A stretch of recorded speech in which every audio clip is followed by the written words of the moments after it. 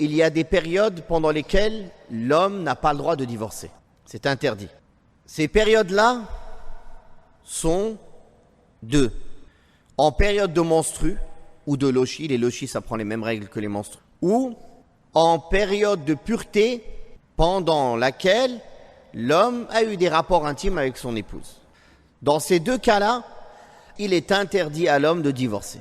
Et ce divorce est considéré comme un talaq bid'i, un divorce innové.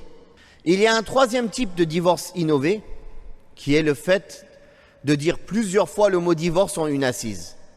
Comme les gens qui disent tu es divorcé 3 fois ou tu es divorcé, divorcé, divorcé.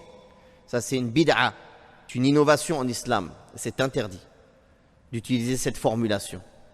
Alors que dire ceux qui disent tu es divorcé 1000 fois ou toutes les exagérations qu'on peut entendre. Donc, le divorce innové, il peut être innové à cause de sa période, car il est dans une période où il n'a pas le droit de divorcer, ou il peut être innové, une innovation à cause de sa formulation, car la formulation utilisée est contraire à la charia, comme le fait de divorcer plusieurs fois dans une assise. Mais quoi qu'il en soit, il compte. Dans les deux cas, ce divorce compte. Même s'il est innové, même s'il est haram. Et ceci est l'avis de la majorité des savants et des 4 écoles juridiques. Il compte. Et la preuve, elle est dans le hadith d'Abdullah ibn Omar que l'on vient de citer. Toutes les chaînes de transmission rapportées d'Abdullah ibn Omar, ou de son fils, ou de son servant, rapportent que ce divorce lui a été comptabilisé.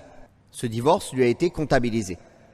Et les seules versions qui sont rapportées comme quoi elles n'ont pas été comptabilisées, les savants les ont considérées comme faibles.